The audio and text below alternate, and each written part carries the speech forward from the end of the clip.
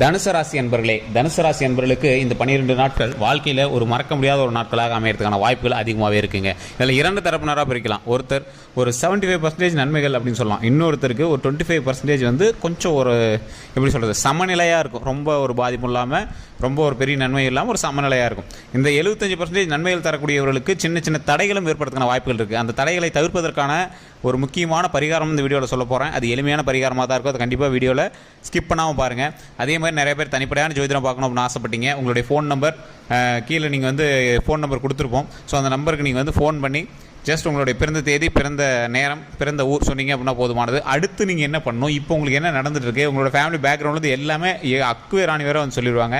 So அது மட்டும் இல்லாமல் கணவன் மனைவி பிரிந்து இருக்கிறீங்களா, இல்லை ஏதாவது காதலர்கள் பிரச்சனையா, இல்லை ஏதாவது பண பிரச்சனையா, இல்லை ஏதாவது ஃபினான்ஷியலாக பிரச்சனையா, இல்லை வம்போடர்கள் ஏதாவது மாற்ற மாதிரி இருக்கா, கேஸ் ஜெயிக்குமா ஜெயிக்காதான்னு தெரியுமா, சில வசதி பிரச்சனைகளா, எல்லா பிரச்சனைகளுக்குமே ஒரு வந்து தீர்வு சொல்கிறாரு. பிரபல ஜோதிடர் தான். நிறைய ஆக்ட்ரஸுமே அவங்களோட திறமைக்கேற்ப, அவங்களோட வளர்ச்சிக்கேற்ப இது எப்படி நடக்கும், என்ன நடக்கும் அப்படிங்கிறது எல்லாமே வந்து கேட்டு தெரிஞ்சுக்கிறாங்க. உங்களுக்கு வேணும் அப்படின்னா நீங்கள் வந்து கீழே கான்டாக்ட் நம்பருக்கு ஜஸ்ட் ஃபோன் பண்ணி நீங்கள் வந்து உங்களோட ப்ராப்ளத்தை சால்வ் பண்ணிக்கலாம். சரி சார், இதெல்லாம் ஒரு பக்கம் இருக்கு. இப்போ இந்த தனுசு ராசியை பொறுத்த வரைக்கும் வாழ்நாளில் மறக்க முடியாத ஒரு 12 நாட்களாக வரக்கூடிய நாட்கள் அமைக்கிற வாய்ப்புகள் அதிகமாகவே இருக்குங்க. தங்களோட வளர்ச்சியை கண்டு மற்றவர்கள் பொறாமைப்படக்கூடிய ஒரு நேரமாக கடந்த ஒரு 3 மாத காலம் இருந்திருக்கும். அது மட்டும் இல்லாமல் கடந்த ஒரு 3 வருட காலத்தில் நீங்கள் படாத கஷ்டம் கிடையாது. பிடிக்காத வாழ்க்கை, பிடிக்காத இடம், பிடிக்காத மாற்றங்கள், நிறைய விஷயங்களை சந்திச்சிருப்பீங்க. அதற்கு பிறகு உங்களுக்கு ஒரு மகிழ்ச்சியை தரக்கூடிய விஷயமாக சில மருத்துவ ரீதியாக சில பிரச்சனைகள் இருந்தது எல்லாமே கொஞ்சம் சால்வ் ஆகிருக்கும். அதனால் குழந்தை இல்லாதவங்களுக்கு குழந்தை பிறந்திருக்கும், திருமணம் ஆகாதவங்க திருமணம் ஆகிருக்கும், சொத்து வாங்குறீங்க சொத்து வாங்கியிருப்பீங்க, வீடு கட்டுறீங்க வீடு கட்டியிருப்பீங்க, நிலம் வாங்குறீங்க நிலம் வாங்கியிருப்பீங்க, அதே மாதிரி வண்டி வாகனங்கள் வாங்குறீங்க வண்டி வாகனங்கள் வாங்கியிருப்பீங்க, கார் வாங்குறீங்க கார் வாங்கியிருப்பீங்க. ஸோ இந்த மாதிரி நிறைய விஷயங்கள் வந்து உங்களோட லைஃப்பில் நடந்திருக்கும். கடனில் நடந்ததோ ஏதோ ஒன்று, ஆனால் உங்களுக்கு வந்து அது பொருளாக வந்து மாறி இருக்கும். ஆனால் சில கடன் பிரச்சனைகள் உங்களுக்கு இருந்துகிட்டே தான் இருக்கும். ஃபினான்ஷியலாகவும் சில பிரச்சனைகள் இருந்துகிட்டே தான் இருக்கும். அதே மாதிரி ஃபேமிலி ரீதியாக உங்களுக்கு குடும்பத்தில் பெரியவங்க இருக்காங்க பார்த்தீங்களா, அவங்களுக்கு வந்து உடல் ரீதியான உபாதைகள் கொஞ்சம் அதிகமாக இருக்கிறதுக்கான வாய்ப்புகள் அதிகமாகவே இருக்குது. அதற்காக நீங்கள் செலவுகளும் அதிகமாக பண்ணியிருப்பீங்க. மருத்துவ ரீதியான செலவுகள்னால தான் நீங்கள் ரொம்ப அதிகமாக அவதிப்பட்டிருப்பீங்க. பெரியவங்க இருக்காங்க, அக்கா தங்கச்சிங்க இருக்காங்க, குழந்தைங்கள நீங்கள் வந்து அதிகமாக மருத்துவ ரீதியான செலவுகள் அதிகமாக பண்ணியிருப்பீங்க. உங்களுக்கே கடந்த வருடங்களில் கண்டிப்பாக ஒரு மருத்துவ ரீதியான செலவுகள் பண்ணியிருப்பீங்க. மினிமம் ஒரு 3 அல்லது 4 நாட்கள் நீங்கள் வந்து ஹாஸ்பிட்டலில் இருந்து தான் நீங்கள் வந்து எல்லாமே பார்த்துட்டு வந்திருப்பீங்க. அது மட்டும் இல்லாமல் இந்த ராசினரை பொறுத்த வரைக்கும், தனுசு ராசியை பொறுத்த வரைக்கும் வாழ்நாளில் வளரக்கூடிய ஒரு ராசியில் ஒரு முக்கியமான ராசி இது. ஒரு பிறந்தாங்க வாழ்ந்தாங்க இங்கே போட்டு போனாங்கலாம் இருக்கவே இருக்காது. இந்த ராசினால தான் மற்றவங்க வாழ்ந்த மாதிரி இருக்கும். இந்த ராசினால தான் நிறைய பேருக்கு முன்னேற்றங்கள் இருந்த மாதிரி இருக்கும். இந்த ராசினால தான் அவங்களோட குடும்பம் வளர்ந்த மாதிரி இருக்கும். இந்த ராசினால தான் நிறைய நண்பர்களுக்கு நல்ல உறுதுணைகள் கிடைச்ச மாதிரி இருக்கும். இந்த நிறைய நண்பர்களுக்கு வாழ்க்கையில் முன்னேறுவதற்கு உதவிகரமாக இருந்த ஒரு முக்கியமான ராசியாக இந்த தனுசு ராசி இருக்கும். நண்பர்களுக்கு ஒரு ப்ளஸ் பாயிண்ட் இந்த தனுசு ராசி. அதே மாதிரி இந்த தனுசு ராசியை பொறுத்த வரைக்கும் சில நெகட்டிவ் பண்புகளும் இருக்குது. தேவையான நேரத்தில் வச்சுக்குவாங்க, தேவையெல்லாம் விட்டுருவாங்க. அவங்க போட்டு வேலையை பார்த்து போயிட்டே இருப்பாங்க. எதையுமே பெருசாக எடுத்துக்க மாட்டாங்க. மைண்டில் குழப்பிட்டு இருப்பாங்களே தவிர மற்ற விஷயங்கள் எதுவுமே பெருசாகவே எடுத்துக்க மாட்டாங்க. டக்குன்னு தட்டிட்டு போயிட்டே இருப்பாங்க. இது மட்டும் இல்லாமல் இந்த ராசினருக்கு ஒரு மிகப்பெரிய யோகம் ஒன்று இருக்குங்க. என்ன அப்படின்னு கேட்டிங்கன்னா, இவங்க நினச்சது இவங்க பாட்டுக்கு ஸ்பாட்டில் நடத்திட்டு போயிட்டே இருப்பாங்க. ஆனால் எந்த ஒரு விஷயம் தேவையில்லையோ அதை வந்து மெயினாக பண்ணிடுவாங்க. எது தேவையோ அதை வந்து கண்டுக்கவே மாட்டாங்க. அதனாலேயே இவங்க வந்து நிறைய சிக்கல்களை சந்திச்சிருப்பாங்க. எல்லா ரீதியான இடங்களிலும் சமாளிக்கக்கூடிய திறன் இந்த தனுசு ராசிக்கு இருக்குது. இது உண்மை எப்படின்னா மறக்காம கமெண்ட் செக்ஷனில் பதிவிடுங்க. இந்த தனுசு ராசிக்கு வரக்கூடிய 12 நாட்களில் நீங்கள் நினைச்சதை நடத்தக்கூடிய ஒரு முக்கியமான ஒரு காலகட்டமாக அமைஞ்சிருக்கு.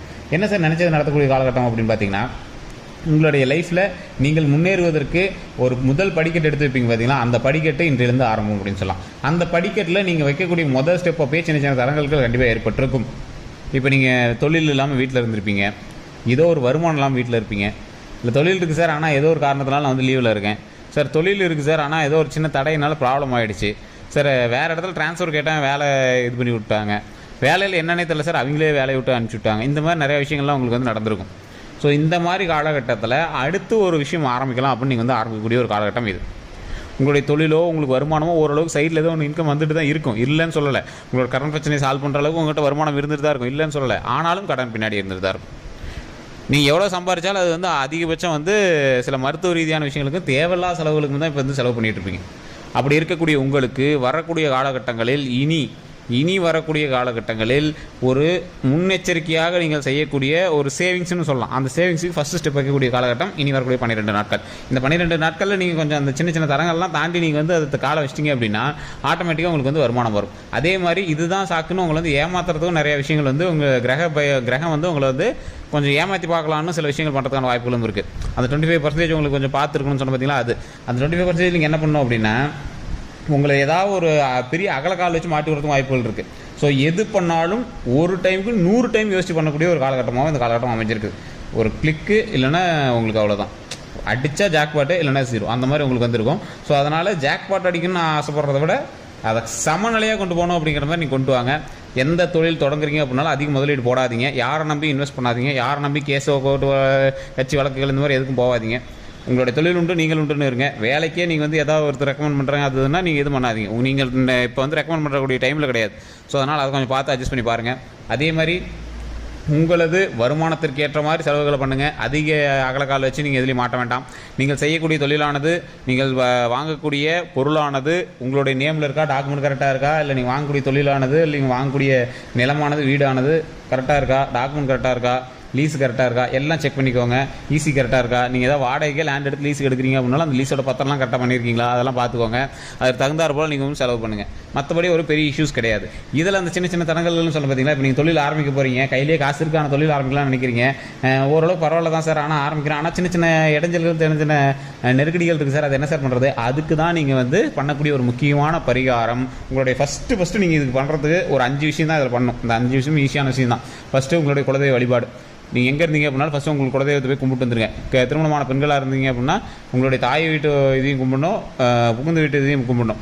ஆண்களாக இருந்தீங்கன்னா உங்களோட புகுந்து வீட்டு உங்களுடைய தாய் வீட்டு இது கும்பிட்டீங்க அப்படின்னாவே போதுமானது.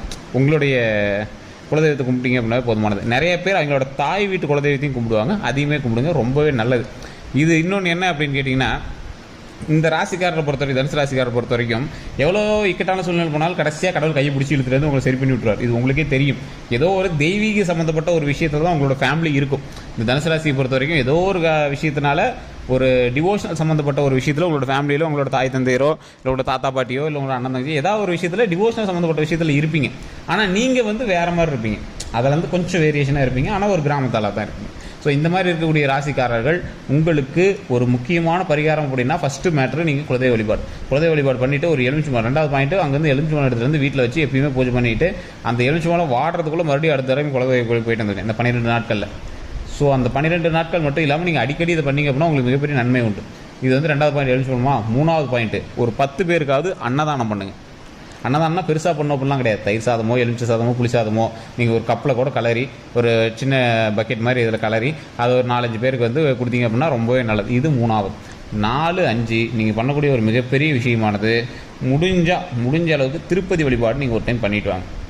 திருப்பதிக்கு நீங்கள் போய் வணங்கிட்டு வாங்க. இல்லை சார் திருப்பதிக்கு உங்களால் போக முடியல அப்படிங்கிறவங்க பக்கத்தில் இருக்கக்கூடிய பெருமாள் கோவிலையாவது போய் வழிபாடு பண்ணுங்கள். அந்த இடத்துல போய் நீங்கள் நிற்கும் போது ஓம் ஸ்ரீ ஏழுமலையானே போற்றி, ஓம் ஸ்ரீ ஏழுமலையானே போற்றி, ஓம் ஸ்ரீ ஏழுமலையானே போற்றி அப்படின்னு சொல்லுங்கள். ஓம் அப்படிங்கிறது பிரபஞ்ச வார்த்தை, ஸ்ரீங்கிறது மரியாதைக்குரியான வார்த்தை, வெங்கடேஸ்வர அப்படிங்கிறது பெருமாளுடைய வார்த்தை, அது 7 மலை கொண்டவன் ஏழுமலையான். ஸோ அதனால் ஏழுமலையானே போற்றி அப்படின்னு நீங்கள் வந்து வணங்குங்க. ஃபினான்ஷியல் ரீதியான எல்லா பிரச்சனைகளும் சால்வ் ஆகிடும். ஸோ இது வந்து 5வது பாயிண்ட். ஸோ ஃபஸ்ட்லேருந்து நான் சொன்ன ஞாபகம் வச்சுக்கோங்க. ஃபஸ்ட்டு பாயிண்ட் உங்களுக்கு குலதெய்வ வழிபாடு, 2வது பாயிண்ட் உங்களுக்கு குலதெய்வத்திலிருந்து எலுமிச்சம்பழத்தை எடுத்து வச்சு வழிபடணும்.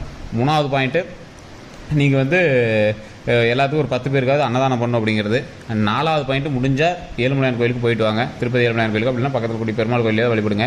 சனிக்கிழமை நாட்கள்லையோ இல்லை மற்ற நாட்கள் நீங்கள் வழிபடுங்கன்னா ரொம்பவே சிறப்பு. 5வது பாயிண்ட்டு அங்கே இருந்து ஓம் ஸ்ரீ ஏழுமலையானே போற்றி அப்படின்னு 7 டைமோ 3 டைமோ 11 டைமோ உங்களால் எத்தனை டைம் சொல்ல முடியுதோ அத்தனை டைம் மனதார சொல்லிவிட்டு உங்களுக்கு என்ன தேவையோ அதை வந்து வேண்டிட்டு வாங்க. இதுதான் உங்களுக்கு செய்யக்கூடிய ஒரு மிகப்பெரிய நன்மையாக இனி வரக்கூடிய காலகட்டங்களில் அமைய போதுங்க.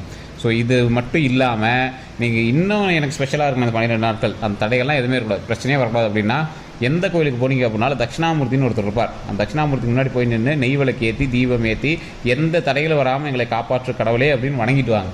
அந்த தட்சிணாமூர்த்தி வந்து தடைகளை நிவர்த்தி செய்வதற்காகவே இருக்கவர். ஸோ அவர்கிட்ட கொண்டக்கடலை மலையோ இல்லை கொண்டக்கடலை சுண்டலோ வச்சு வழிபட்டு 2 நெய் விளக்கு ஏற்றி நீங்கள் தலையை நிமிர்ந்து இது பண்ணக்கூடாது. அப்படியே பணிவாக ரைட் சைடில் நின்னோ இல்லை நேரில் நின்னோ. எல்லா கோயில்கள்லையுமே கடவுள் வந்து நேராக நின்று வழிபடக்கூடாதுவாங்க. தட்சிணாமூர்த்திட்டு மட்டும் தட்சிணாமூர்த்தி கொஞ்சம் உயரமான இடத்துல இருப்பார். அந்த கோயிலை சுற்றி வரும்போது உயரமான இடத்துல இருப்பார்.